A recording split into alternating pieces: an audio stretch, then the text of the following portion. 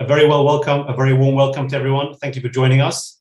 My name is Kamyar Naficy. I'm one of the co-leads of the Judge Business School Alumni Special Interest Group for Marketing, along with Rohit Jayakaran, who also joins us today. Hi, Rohit. Before we get started, a couple of quick points on housekeeping. Just first of all, just so you're aware, the webinar today is being recorded. And secondly, when we get to the Q&A section of our event, you can use the Q&A function and not the chat to ask questions. So that's the Q&A section and not the chat section. The Marketing Special Interest Group, as many of you are aware, was created to bring together the school's alumni from every part of the marketing and comms industry globally. The group promotes communication, interaction, knowledge sharing across the world with alumni and helps position the alumni community as leaders in the management and marketing around the world. This is our 5th event since we launched a year ago.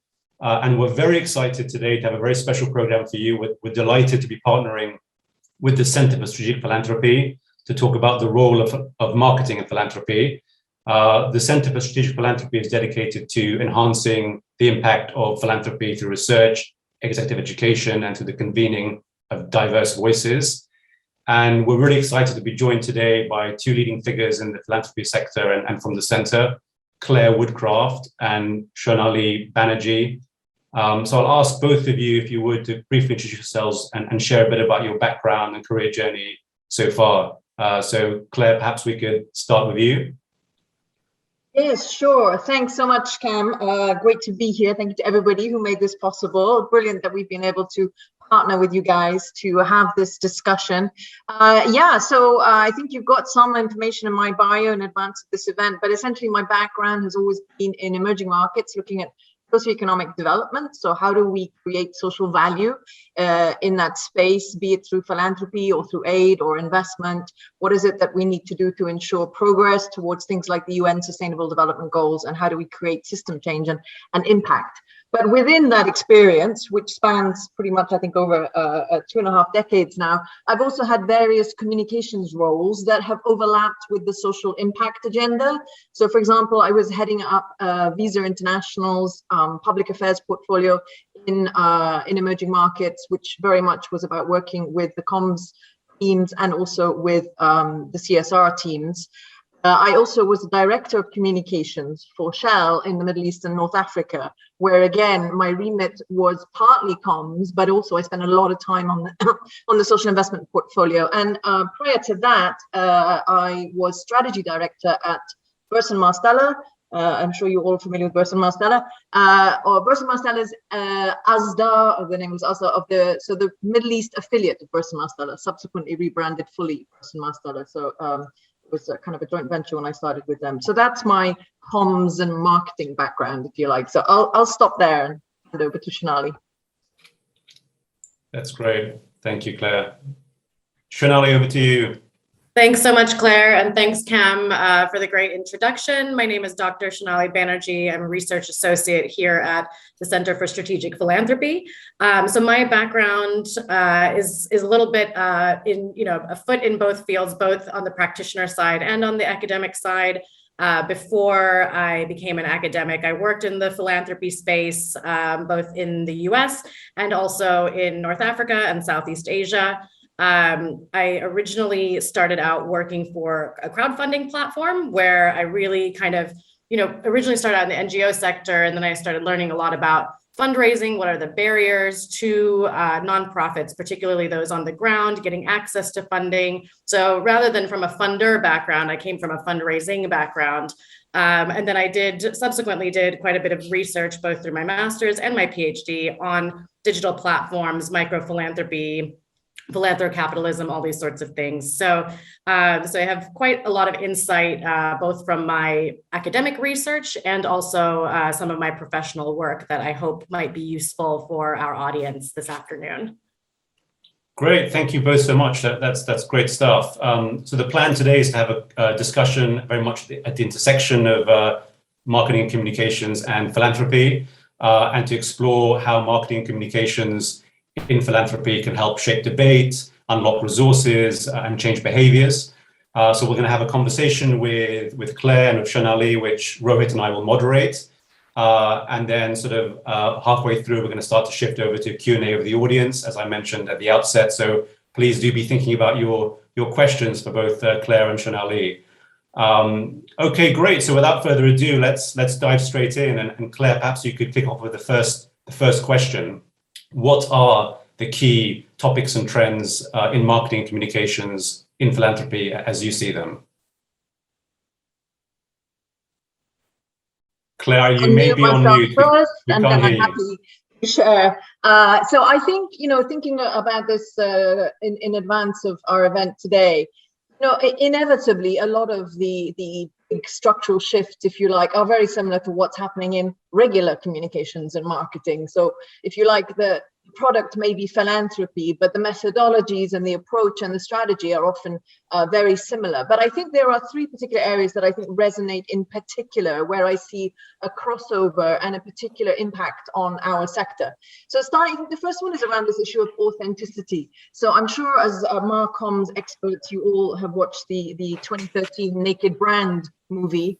And if you haven't, do watch it. But I think that was a really great articulation of how marketing and advertising was changing in the early 2010s, around really shifting away from the organization telling its story, instead asking for beneficiaries, clients, customers to tell the story. And really that kind of shift from the first person narrative to kind of the third person narrative, and ensuring that people who are in our community, core stakeholders, are actually the ones that are talking about their experience. And I think, so I remember in the Naked Brand movie, for example, you had Tony Hsieh of Zappos, who's the CEO, talking about how they kind of, Zappos, of course, the shoe company, very successful, subsequently acquired by Amazon, but how they had shifted their marketing budget entirely, pretty much, to customer service, because they felt that if the customer service experience was good, that in and of itself would create word of mouth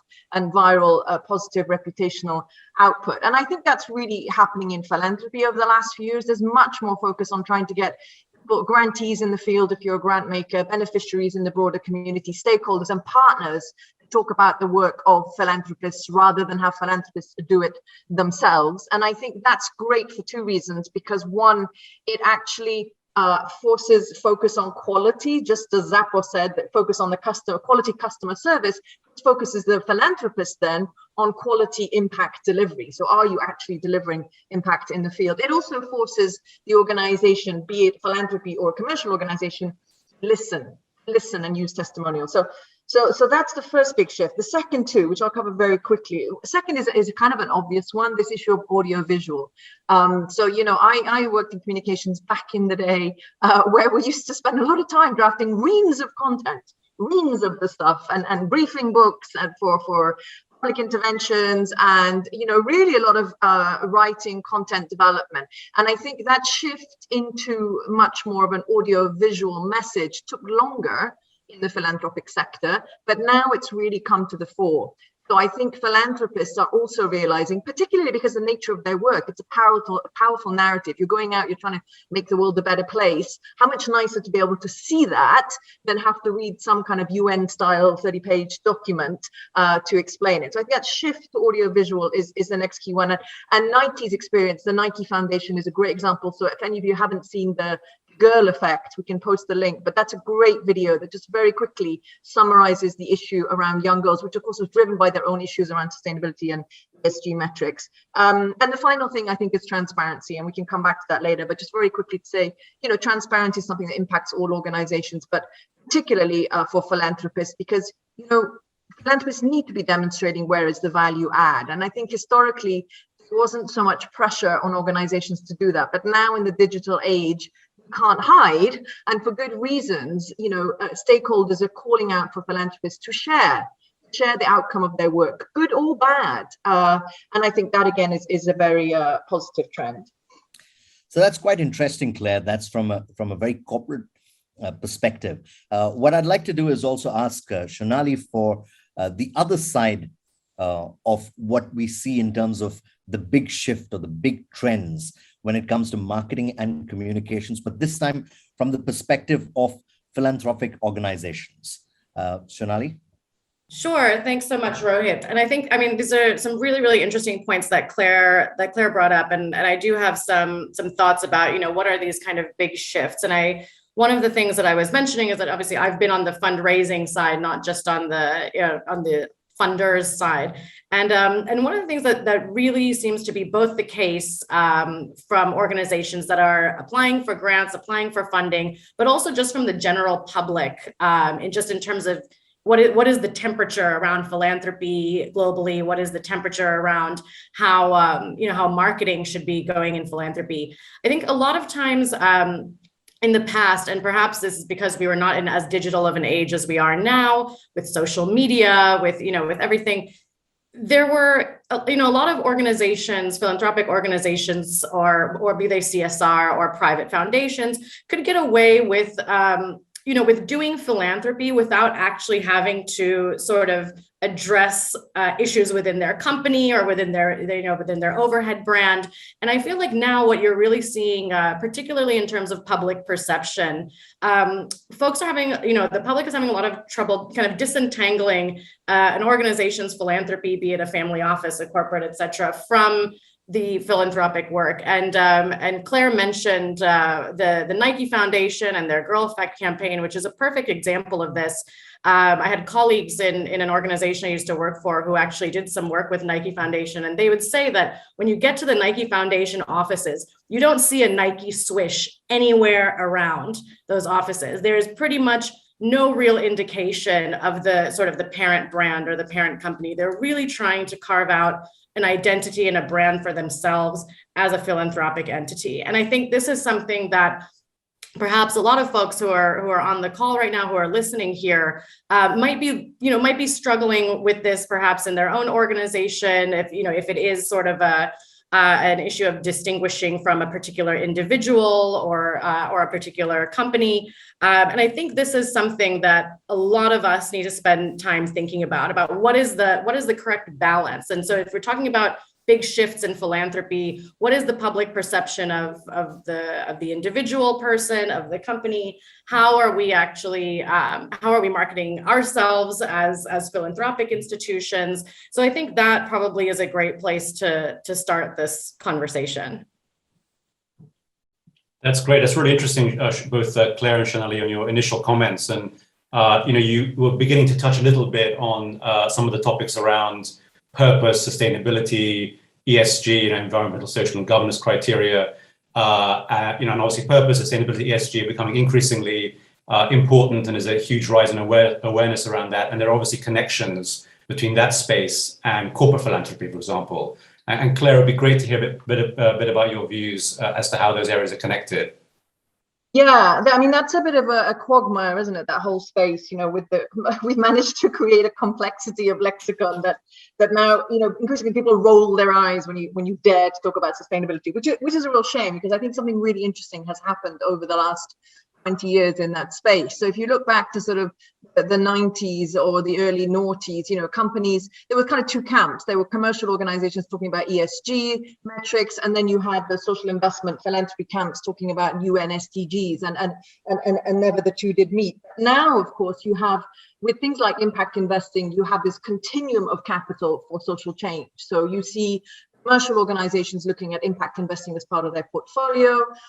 You see philanthropic organizations who have a corporate parent looking to align more closely with their corporate parent, and often for all the right reasons, because they want to leverage and expertise. So I think there's an inevitability, or there always was an inevitability, that these would merge. And I think what is going to happen in the next 5 or 10 years is you're going to start to see a common language, where ESGs and SDGs and KPIs around social impact will start to standardize and become, first of all, more mainstream, but easier to navigate and to understand. And I think another reason for that, so it's not just this convergence of capital along the kind of the impact continuum, but also you're seeing foundations in particular particularly corporate foundations with a corporate parent, play a really strong role in influencing what the corporate parent is doing. In other words, trying to get the corporate parent to have a more sustainable role, but also in influencing a policy through policy advocacy. And there's some great work done out there by organizations such as the CNA Foundation, now Loudest Foundation,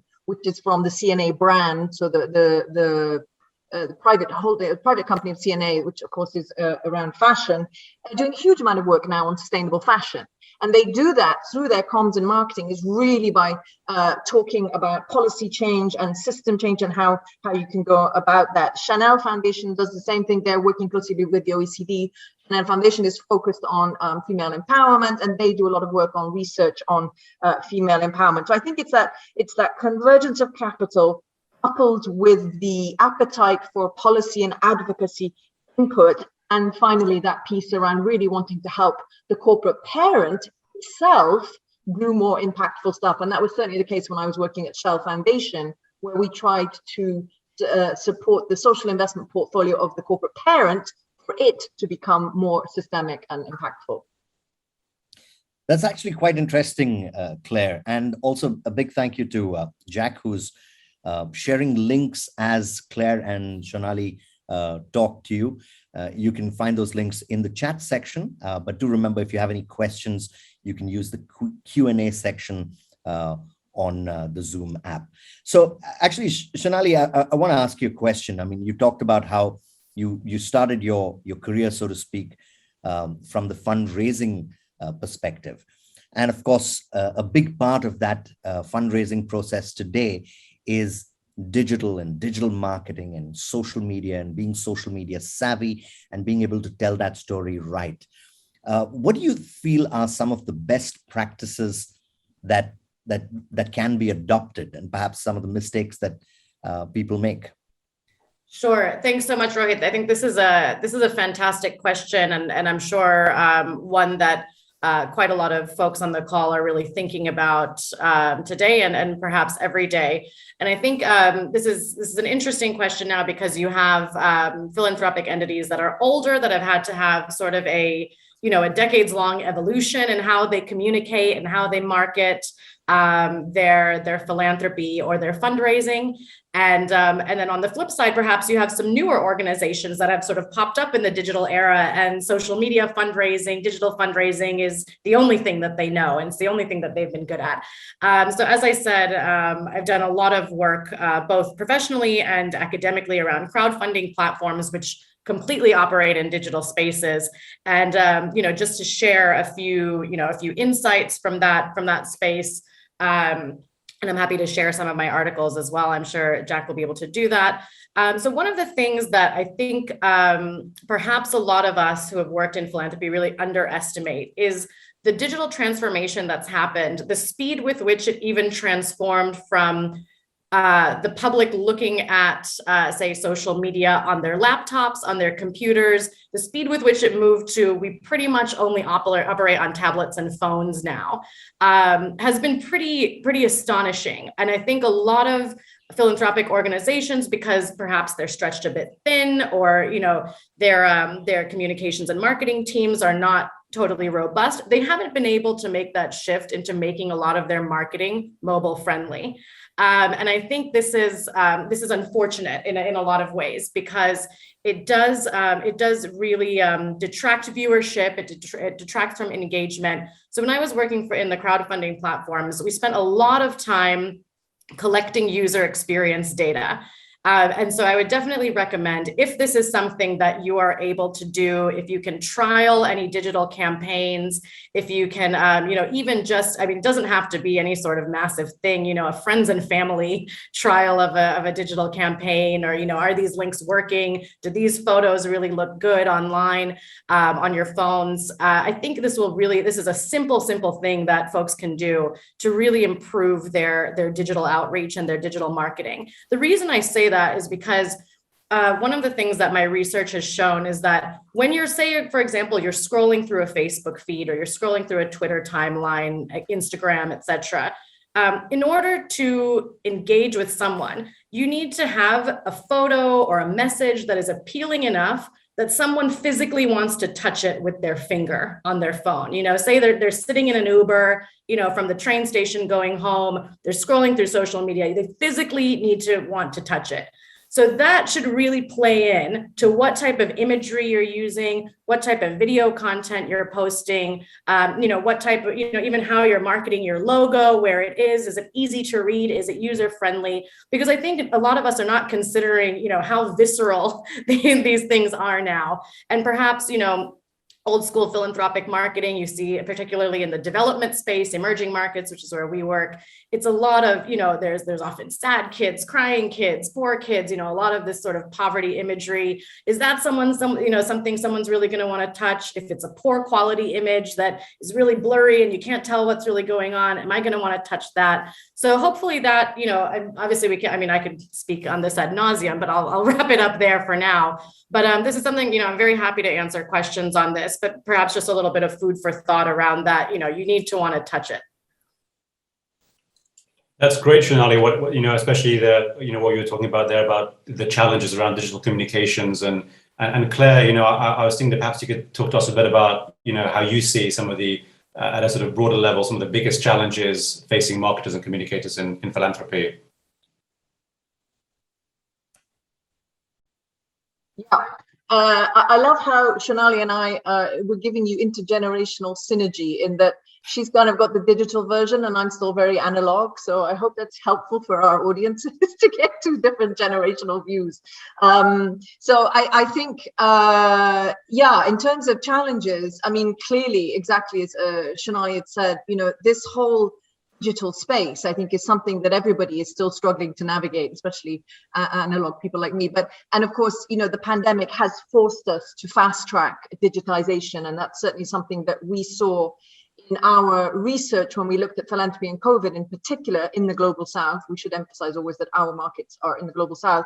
And I think that is a critical thing, because I actually think we're at the very beginning of a digital revolution. So that need to understand digital only going to get more and more complex, no thanks to our friend Mark Zuckerberg and the metaverse. Just as we thought we'd nailed Zoom, turns out we have to move into virtual reality, etc. So but three more specific things that I wanted to highlight then around within that context are challenges for philanthropists in communication. One is the noise, right? Of course, and digital doesn't help because it multiplies the noise, but the noise against philanthropy. So you will have seen in the last 5 or 10 years, we've had quite a heavy critique, quite a consistent onslaught around, is philanthropy, particularly we should say billionaire philanthropy as it's known, is it really adding value? And that's come from, the Dutch economist Rutger Bregman, who went to Davos and said, pay your taxes, followed at the same time by Anand Giridharadas, who basically said winners take all. And what these guys have been arguing is saying that people who are now coming out positioning philanthropy as the solution are the very same people that created the problem in the first place. So it's quite a powerful argument, and it's quite an engaging one, and it's one that gets people quite riled up. So I think that is difficult, because when you are a grassroots organization or just a regular non-billionaire foundation or somebody just, social entrepreneur trying to create social impact, you get caught up in all of that noise and it can be difficult. So I think that is a challenge. It is, however, also, though, I think an opportunity to really have to get your act together and be able to explain the value you add. I like to use this term social value. What is the social value you create? Corporates create commercial value, philanthropy creates social value. So if you can't articulate that and can't demonstrate it, then expect to get caught up in that noise, in that pay your taxes noise. I think the other real challenging thing which I faced when I was at Shell Foundation, we were angel investing in social entrepreneurs looking at access to energy. And obviously just the name Shell already carries a certain baggage with it. But one of the things that I was always battling with my director about, Chris West, who pretty much invented this model at Shell Foundation, he was always like, no, we can't talk about it yet. We can't talk about it yet. And I was responsible for the comms remit of the foundation. And I said, yeah, but we've got to get people aware of what we're doing. It's such great work. We want to promote. He said, no, you can't talk about it until we have tangibly demonstrated long-term system change. I'm like, okay, Chris, but you keep saying that takes 10 to 15 years. So are we going to say nothing for 10 to 15 years? And Chris and I had this constant tension, which was really great, because it kept us both on our toes that, we were, it does take time to create impact. If you think you can do impact or create social value in 12 months, years, you're missing the point. It takes 10 to 15 to 20 years to really create system change. So how do you talk about that stuff before you've actually got it? So I think that's a key challenge. And the final one I have to say, which is my pet favorite, is governance. So I think governance is a real challenge for, be it small grassroots organizations or big ones. How do we do governance? How do you talk about governance? What is it? I mean, governance is all about communications and stakeholder engagement, right? Because this is about going into the market, bringing on board people who are not necessarily internally part of your organization and managing those relationships. And suddenly you're kind of herding cats because there's a whole bunch of stakeholders or representatives of your organization going out into the market saying stuff about you might not necessarily be on message. So I think that's also an area where we need to do a lot more work and really understand what is best practice in governance, and particularly how that impacts your communication. Excellent. Thank you, Claire. That's actually quite insightful as well. Shonali, if I can ask you a question about what is the next big trend that you see in philanthropy and in marketing and communication when it comes to philanthropy? Thanks so much, Rohit. I mean, that's obviously again a question that we could spend the whole hour discussing. So I'll try to keep some of my thoughts as coherent as possible, but happy to pick this up again if if anyone wants to ask a question about this for the Q&A. So one of the things, again, as Claire rightly mentioned, we're presenting an intergenerational snapshot of marketing and philanthropy, kind of best practice now, best practice how we've evolved as an industry. And I think one of the things, in the big trends, I would say, and this is again something that I've written about extensively, is storytelling. I think that is something that both from, again, whether you're an organization that sees themselves as a funder in philanthropy or a philanthropic organization that sort of has does both fundraising and also funding of, say, local partners. I think again, the digital revolutions we've experienced, and particularly the escalation of that during the pandemic, it has made storytelling in philanthropy, absolutely, brought it up to the forefront. But on top of that, the fact that there is so much digital availability now has made that storytelling easier. Perhaps it used to be, 20, 30 years ago that the only opportunity a marketing or a communications professional in a philanthropic organization had to really share the story of what their organization has been doing, what they've been funding, what types of projects have been going on. Maybe it was an annual donor report, right? Maybe you only had 1 or 2 opportunities per year to run a big campaign or to create a donor report. Now, I think, you can be sharing updates about those things, I wouldn't suggest doing it, 10 times a day, but you can you can share these things quite frequently and quite easily, quite accessibly. You can keep your donor base engaged via, email newsletters, through social media. There's a whole range of different, different ways to keep your audience and, involved and to market your philanthropic organization and social purpose. So I think in terms of, sort of the big trends, Claire mentioned some of them. I think for me, from my perspective, is that the ways in which philanthropic marketers are able to tell their stories, the frequency with which they can share those stories, and the multitude of mediums now on which they can share those stories. I think that is something that is phenomenally interesting, certainly to me, and I'm sure to everyone here. And that's something I'm really looking forward to seeing how that continues to evolve as we, move through the pandemic and see, how these digital practices linger. Thanks, Shonali. It's really interesting on storytelling and indeed, Claire, as a moment ago, you were talking about the sort of noisy environment we all operate in. It'd be great to get your sense, Claire, of given we live in a super noisy, polarized, crowded communications landscape. How do you cut through that?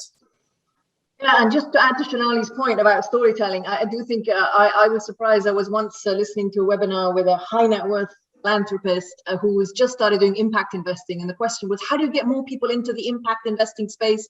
And I thought he was going to talk about portfolio management, assessing social returns versus commercial, and he actually said, tell good stories.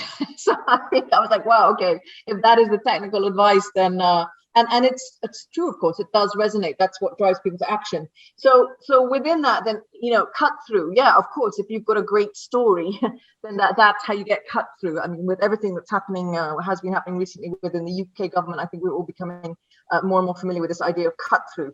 But I think there's important things to think about when you want through, especially given the complexity of the world that we live in philanthropy. So we in philanthropy have a nasty habit when we're talking in communications, in events and the like, of talking about things like, you know, wicked problems, intergenerational issues.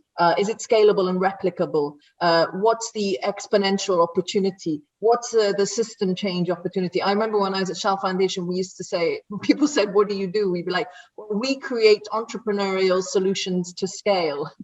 And people say, that's great. What does that actually mean? So I think the key thing for cut through is you've got to keep it simple. Keep it simple. Have some core message that is simple, that everyone can understand. And you can back that up then with the more complex argument about what you actually mean by that. And I think I mentioned this earlier, that we have really quite a complex lexicon, which sometimes is warranted, but in your communications, clearly you've got to address that. Very important. The second thing, I think it's really important that you have a key message, that you have a mantra.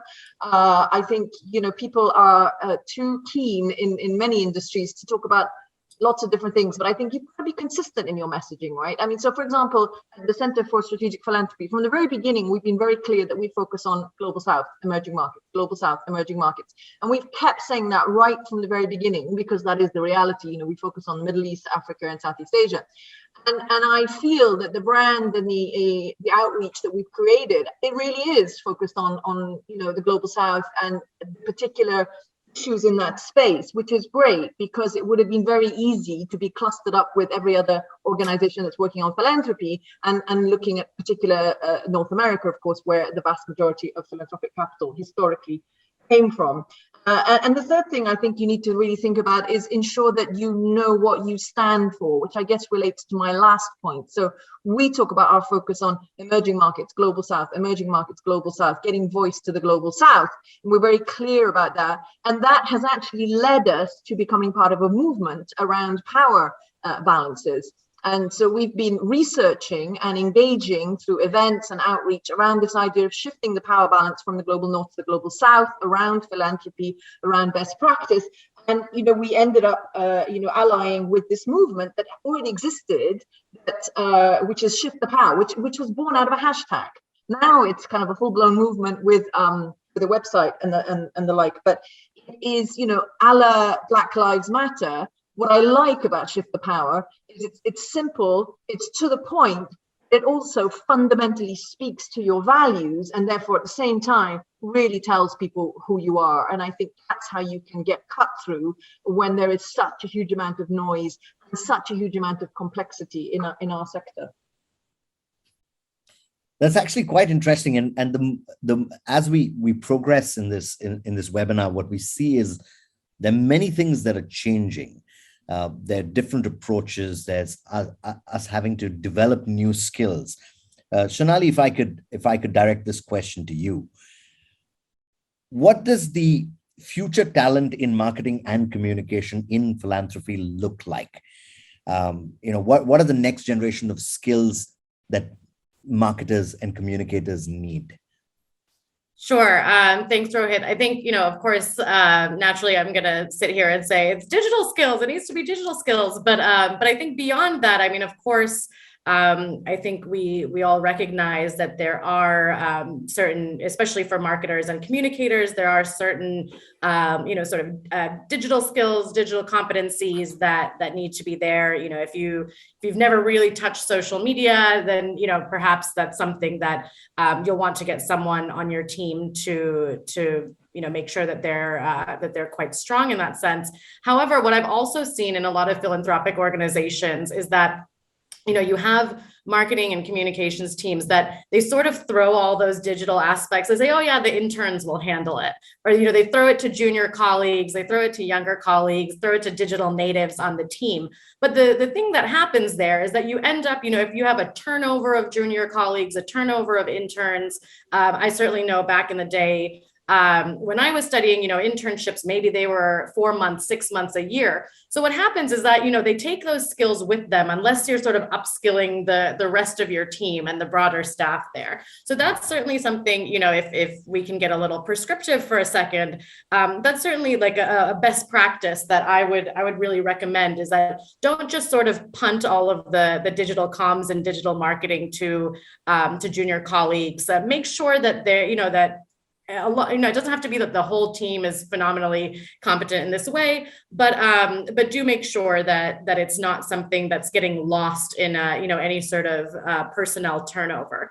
The second thing is, if I can go back to the storytelling element for a moment, on the flip side of that, that is not something that someone needs to be super digitally competent about, but it is a skill. It is very much a skill. It is very much a trend. And if you have a marketing and communications team that is historically used to, say, grant writing or writing donor reports. Again, these are all very specific skills. But if we're seeing more trends towards digital campaigning, digital fundraising, digital marketing, digital reporting, I think the way that we convey stories online is very different. If you have 30 pages of donor report to tell the story of your organization, that's phenomenal. But at the end of the day, less and less people are reading those 30-page donor reports now. If you send out an email campaign, you have maybe 1 or 2 paragraphs in which to engage someone as they're scrolling on their phone.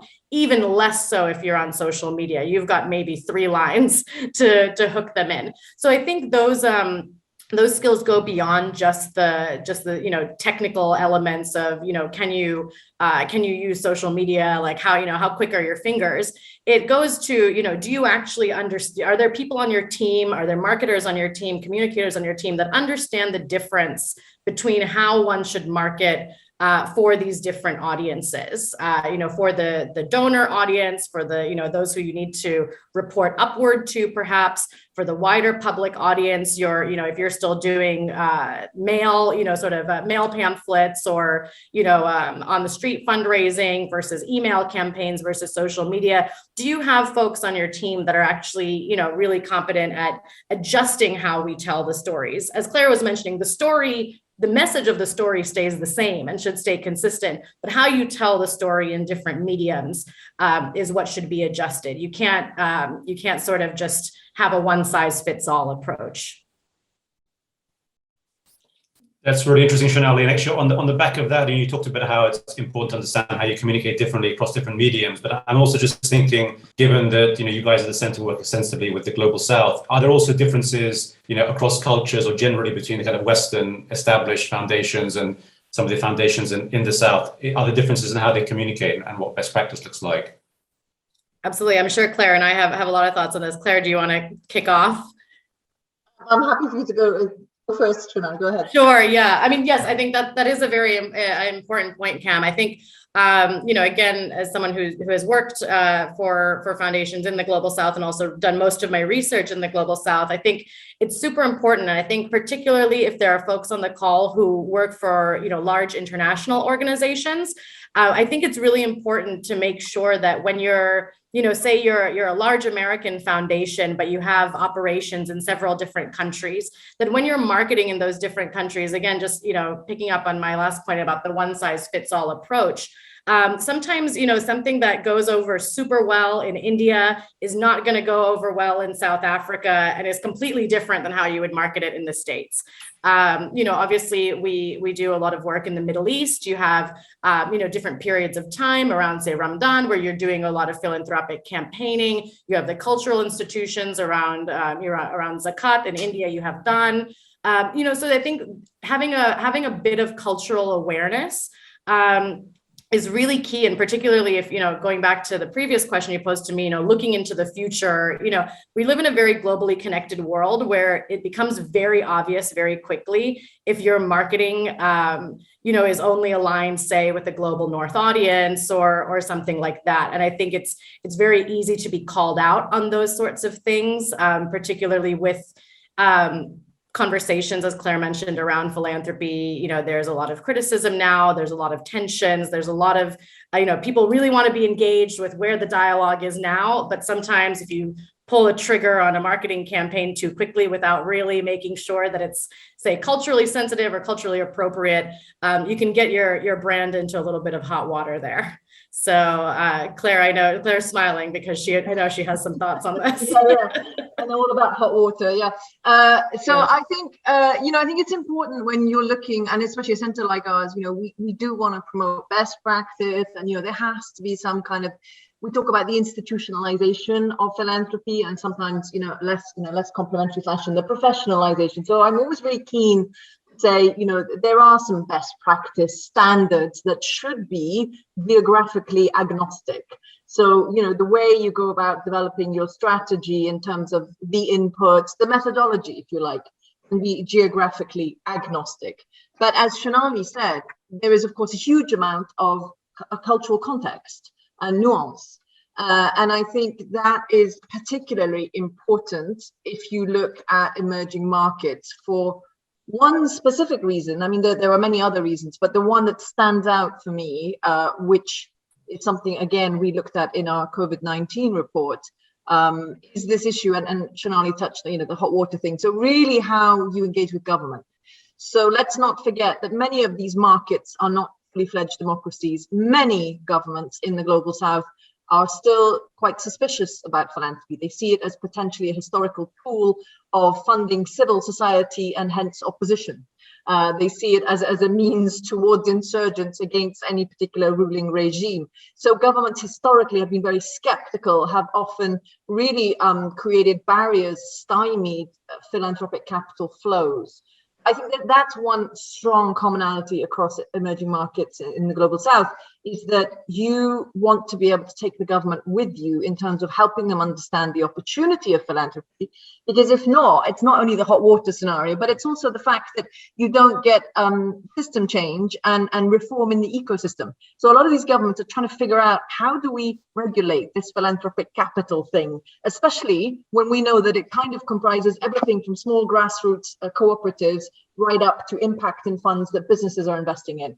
So you've got a lot of, bureaucrats that just don't understand what this big new incoming source of capital is all about. And fear and lack of understanding can often create this overreaction where they just want to regulate, if not block. And I've seen that systematically happen in multiple markets where governments have blocked incoming philanthropic capital, they have blocked cross-border flows, and they have blocked north-south input, even though you would think logically governments would welcome capital flowing in towards development. So I think that piece around how you communicate in a way that you showcase the opportunity of philanthropy to partner with governments in the global south is really important. Because if governments feel that philanthropy is a source of innovation, it's a source of money, it's also a source of risk, that if philanthropists can take risks, they can come up with new interesting solutions that then governments can scale up. If governments see that philanthropy is a really solid partner and an opportunity for collaboration, then I think it's very enabling for the sector as a whole. So I think that is probably something that needs to be high on the agenda of anybody doing communication for philanthropy in the global south.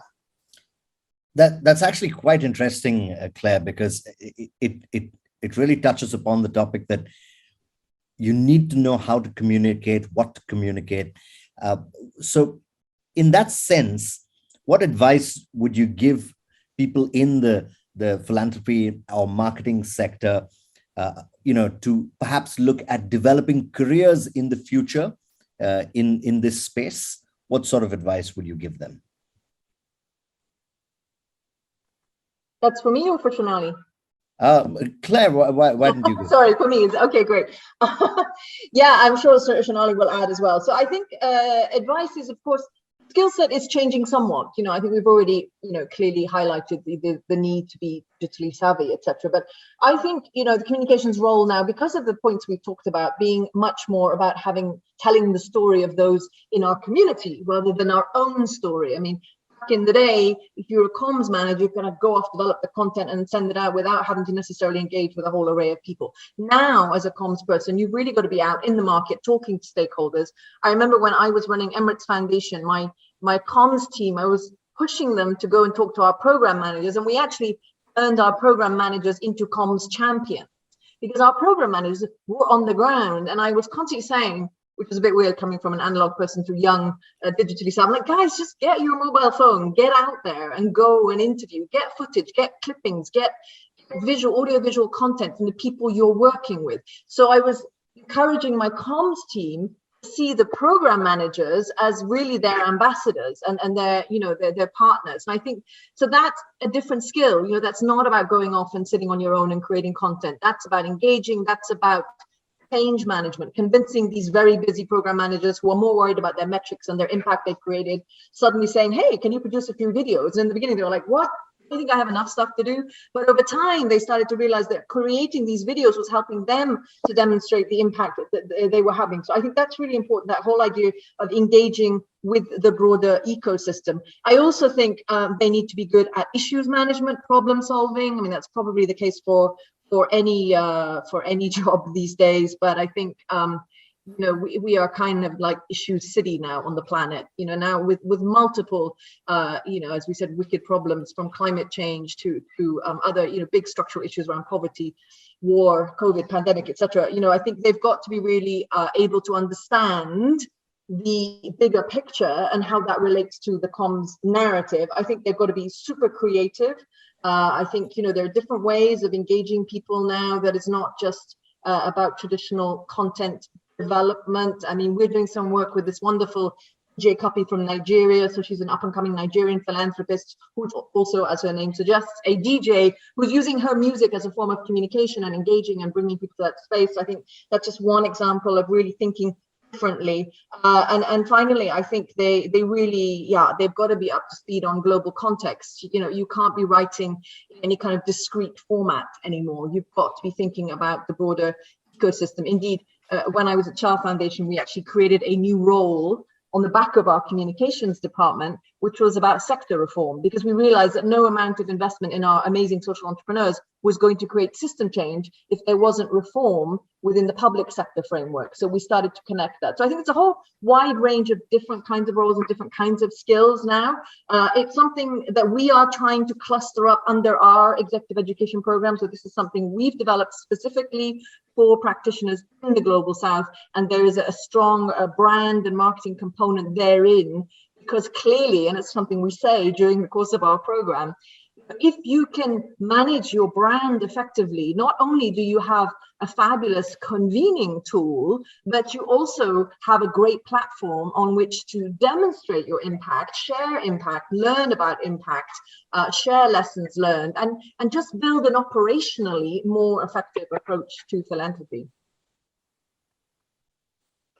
That's great. It's really interesting, Claire. Thank you. And it's really interesting to hear about the kind of mix of skills you're talking about, the marketing skills, obviously digital skills, the global context, issues management. And I know there's lots of interesting resources with your executive education. And if Jack hasn't already, perhaps Jack can share some links for further information on that front.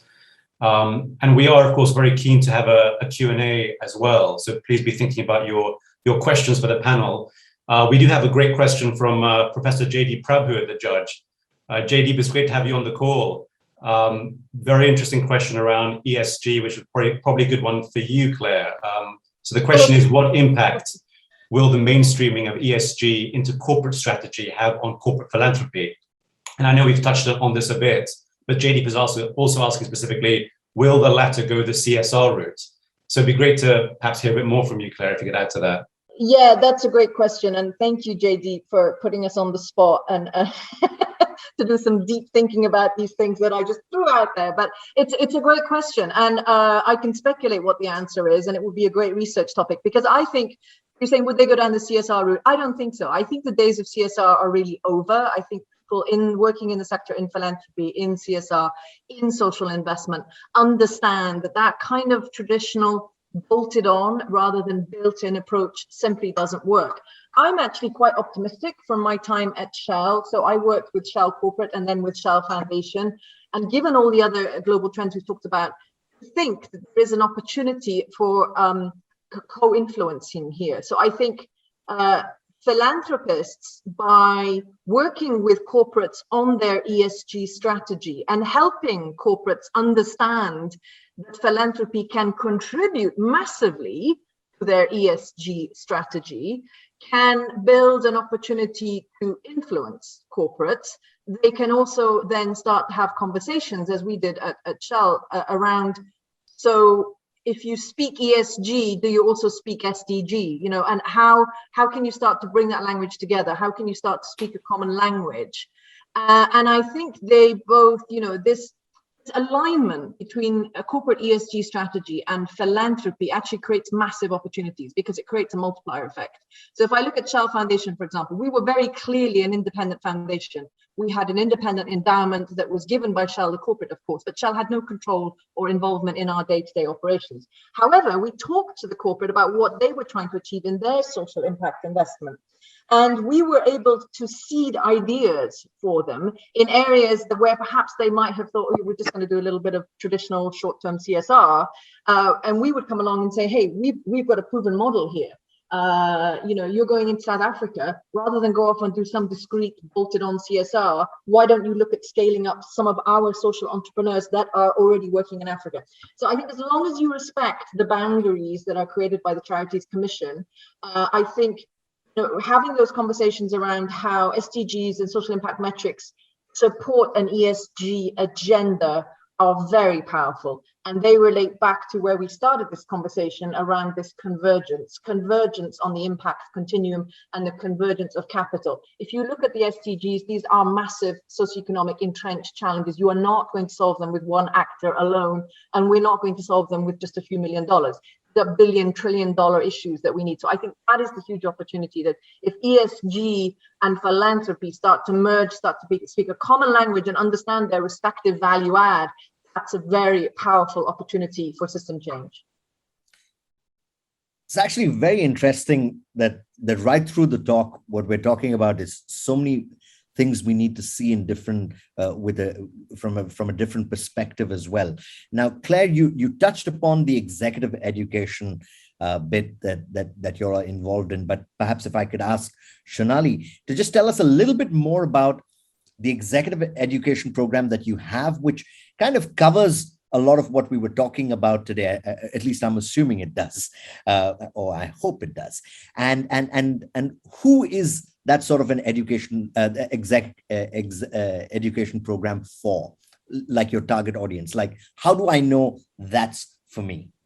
Absolutely. Well, Rohit, of course, the best way for you to find out firsthand about our executive education program is for you to come on the next program, of course. So, but no, I think my colleague Jack has already shared the link to our executive education program, and I think the reason that Claire and I are able to speak so passionately about these things, in addition to our research and professional work, is because we do teach on these, and we're very, very delighted to be able to offer a course on this. So, in terms of to answer your second question first, Rohit, in terms of who might be interested in this, certainly anyone, I would say, working, whether they're directly involved in marketing and communications and philanthropy, whether they're on the program side, on the executive side, anyone working in philanthropy, in CSR, in ESG, in any sort of kind of impact investing, et cetera, I think would find our course very interesting, because at its core, it is about how do we really kind of achieve a mission of maximizing impact. So I saw that there was a question there of, if CSR is dead and we're not doing these bolted on approaches anymore, what's the future? And so I think that's really what we try to talk about a lot over the course of, a week, is how do we actually think about impact if we're not just trying to do these, small Band-Aid solutions. This is certainly something that, at least in all of my work on the research side, when I talk to philanthropic practitioners, particularly in the Global South and even in Europe and North America as well, that is a huge transition that's happening right now, is around, our programs have been really successful, but were we actually measuring the right thing in terms of success? Were we measuring outputs, or were we measuring outcomes? And how does that, did we actually create an impact? Did it actually line up with the social, the social focus of what's going on in the community here, the sustainable development goals, as Claire was saying? So I think that's something that if you or your organization are interested in some of these questions, obviously that we've discussed today, but also the broader conversation about how to really maximize the philanthropic impact of your corporate foundation, of your philanthropic entity, I definitely think that's then it's the space for you for sure. Shonali, that's really interesting, and you were talking a bit about the importance of demonstrating value and sort of outputs and outcomes. And there's a great question that speaks to that. We have a question from Mohammed Banerjee in the context of Afghanistan. So the question is, given the current humanitarian crisis in Afghanistan, would donors be motivated by impact statements in terms of tons of food delivered to number of households? So obviously it speaks to demonstrating value, KPIs. Sure. I mean, maybe I can, this is a fantastic question, and of course, a very topical one. I guess I can start, and then maybe Claire will have some thoughts to add here too. I think this is particularly around not just the situation in Afghanistan, of course, but around philanthropy and humanitarian campaigning generally. And I think just in my previous work, especially with platforms and crowdfunding, a lot of disaster relief ends up happening this way, particularly now that everyone is involved in the public conversation. You have a fundraiser that goes up. And so I think there are two issues when it comes to humanitarian crises. There are, of course, the first immediate needs. So, for example, food deliveries and beds and a refugee crisis, et cetera. But I think also the bigger issue, and particularly if you are a large philanthropic entity that has the capacity, I think the public will really want to see, an impact statement around what is the long-term plan here, not just sort of the short-termist solutions. And I think that a lot of organizations that do only provide kind of immediate relief, immediate, poverty aid, food aid, et cetera, have come under quite a bit of criticism for not really taking a long-termist approach in their marketing and in their communications. And perhaps quite a warranted criticism there. So I think in terms of, if you're someone who works for an organization that does do humanitarian relief and disaster philanthropy, I think that is something that a lot of people are looking for, is that, we all know that this is not a situation that's going away immediately. So what's the long-term plan here? That's incredible. Thank you so much, Shonali, for all your thoughts. And thank you so much, Claire, as well. We're almost out of time, but it was just wonderful having the two of you share your thoughts with us, telling us about the things that have changed and the things that haven't changed. But it's all about us being able to think differently and create the impact that we know that our world actually does deserve right now. It's been wonderful having both of you on the panel here today. And from Cam and from myself, thank you so much to all those of you who chose to attend today. It's wonderful to have you here. Remember, this is, if you are looking to be part of the CJBS Marketing Alumni Special Interest Group, you can find us on LinkedIn. Just search, we've made it very easy. You can search for CJBS Marketing Alumni Special Interest Group, and you'll find us there. Just put in a request to join the group, and we'll let you in. We love doing these events from time to time, bringing different topics that are relevant to the world of marketing and communication. Thank you so much. Thank you to all our attendees, and thank you to our panel. And thank you for everyone at CJBS who helped make this possible. It was wonderful having all of you here. Thank you. Thank you so much. Thanks, everyone.